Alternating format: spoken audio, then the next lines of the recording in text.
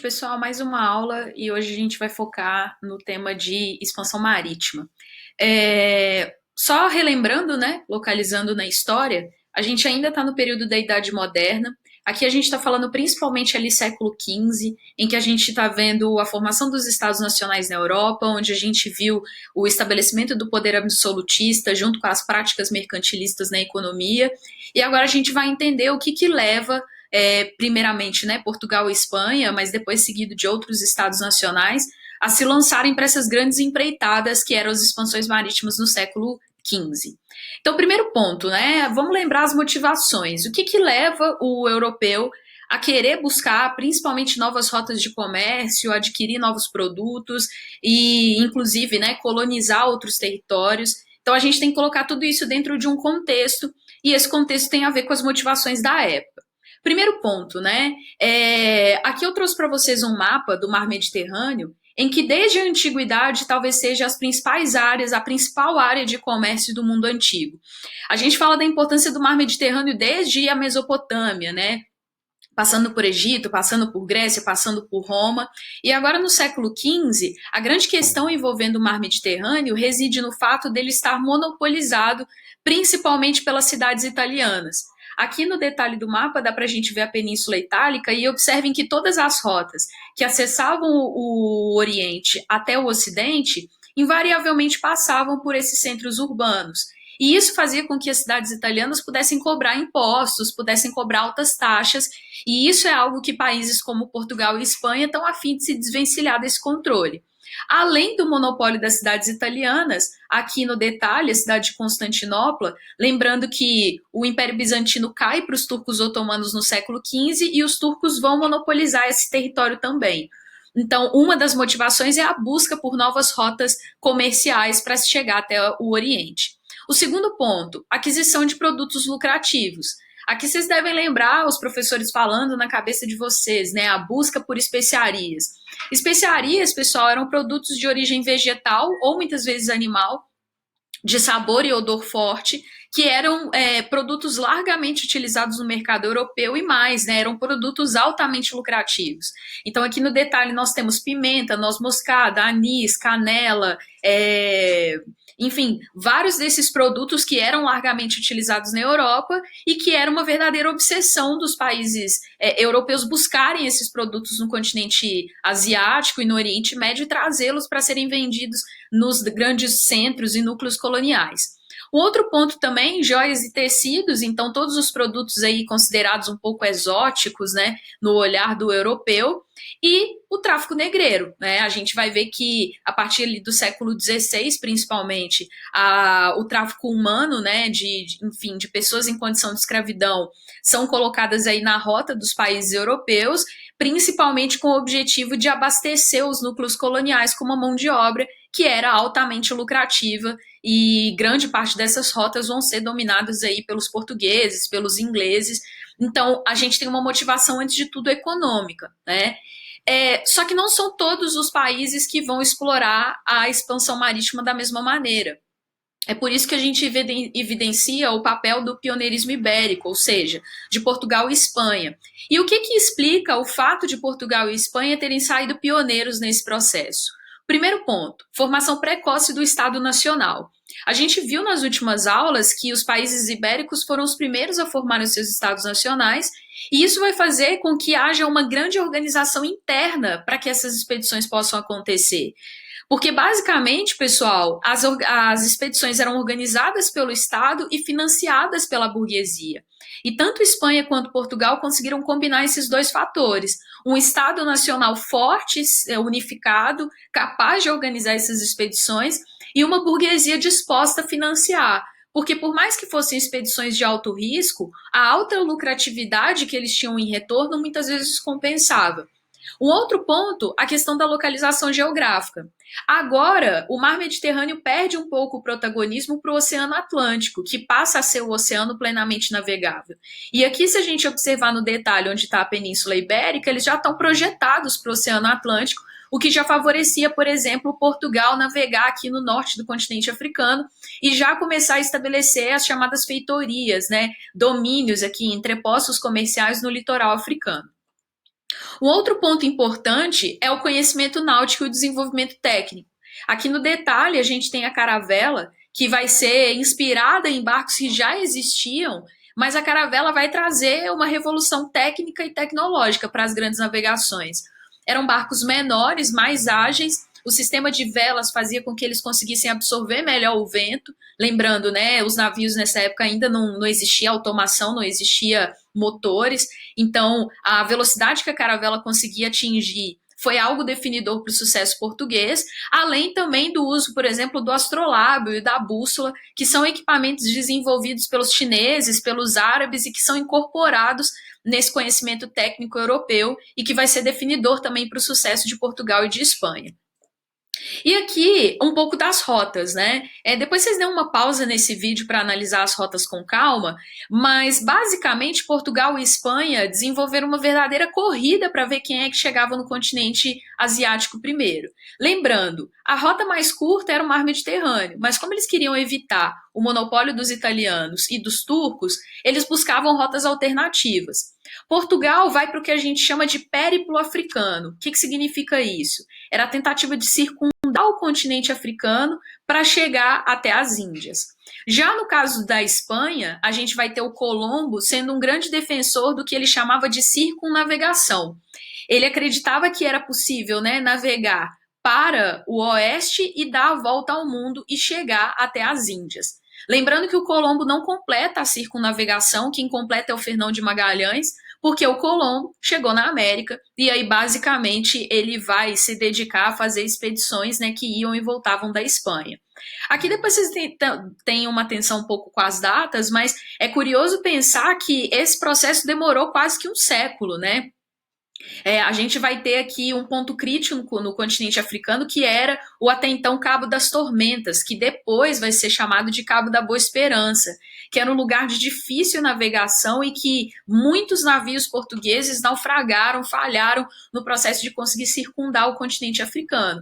Até que tanto o Vasco da Gama quanto o Cabral também, né, eles completam e eles conseguem chegar até Calicut em 1498. Só que lembrando, as expedições portuguesas começam aqui, ó, com a conquista de Celta, no norte do continente africano, em 1415, e só no final do século é que eles vão conseguir chegar até as Índias.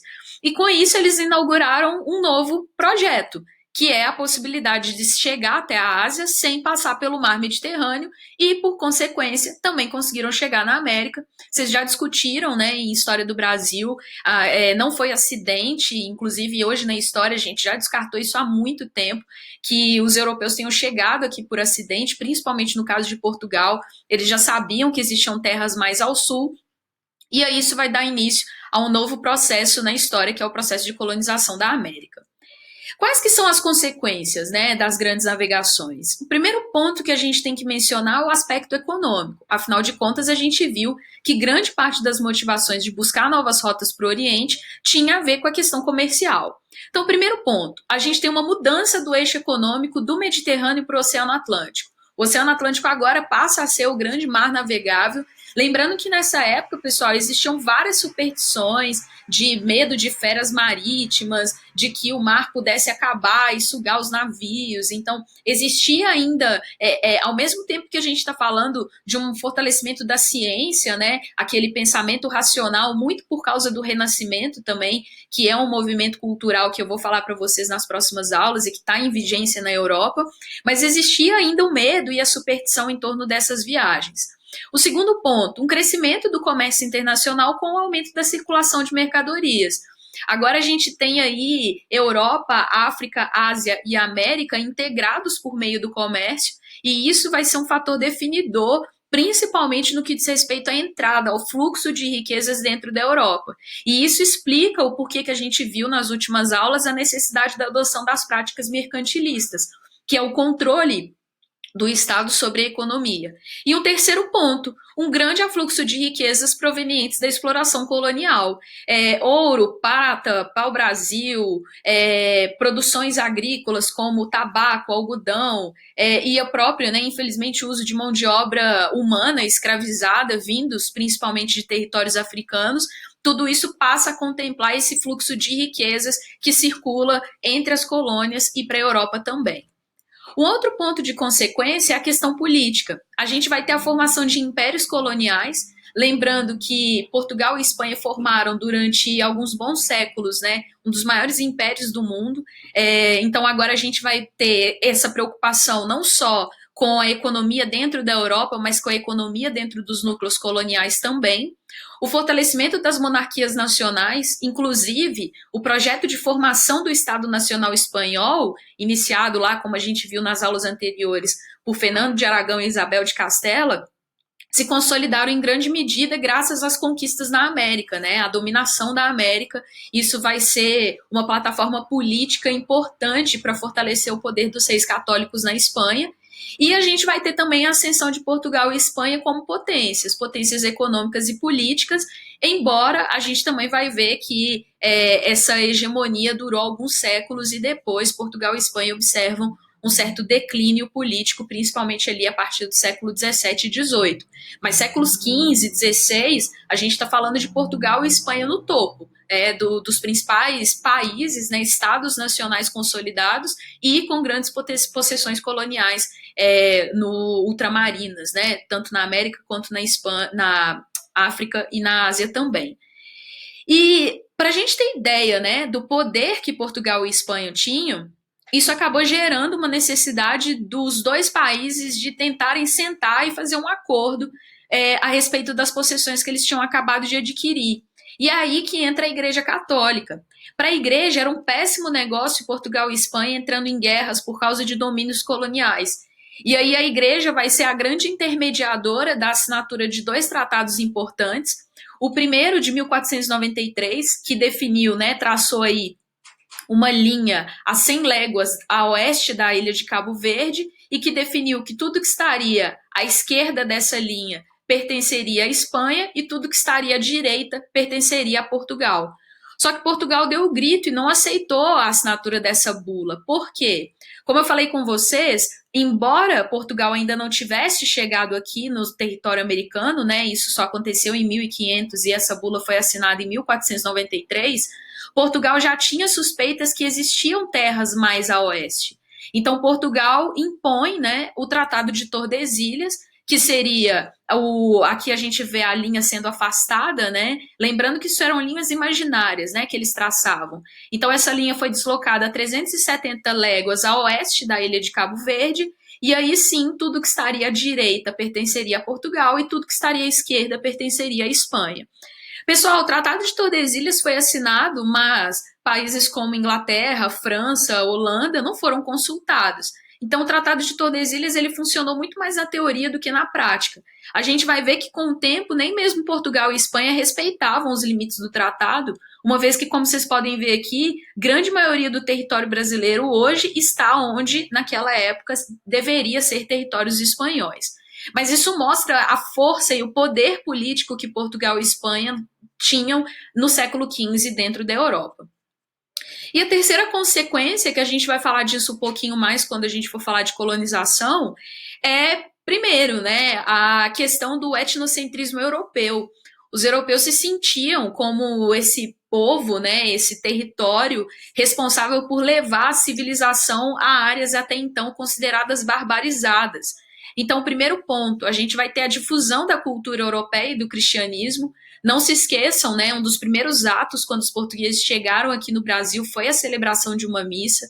Isso mostra o ideal civilizatório, o ideal de impor a cultura europeia para esses núcleos coloniais e o processo de dominação e aculturação dos povos nativos na América. A gente também vai explorar isso um pouquinho mais em História do Brasil, em História Geral, mas pensar o quanto que os princípios culturais europeus foram impostos, né, o nível de violência, não só a violência física, porque a gente sabe que o processo de colonização da América revelou um dos maiores genocídios da história da humanidade, mas também a violência cultural, né, a imposição dos valores culturais europeus a esses povos que já habitavam plenamente o continente africano, o continente asiático e o continente africano também. Então, pensar a violência do processo de expansão marítima não está apenas na dominação física do território, mas também na dominação cultural desses povos que vai acabar sendo imposto pelos países europeus.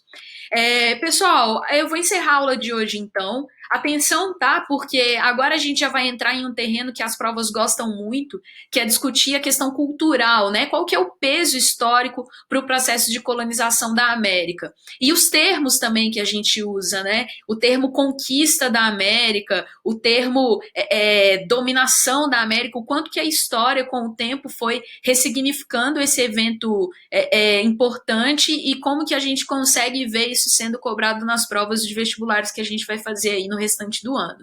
Nossa aula continua nos comentários, qualquer dúvida me procurem nos canais de comunicação que a gente tem abertos aí e um beijo para vocês, bons estudos e até a próxima.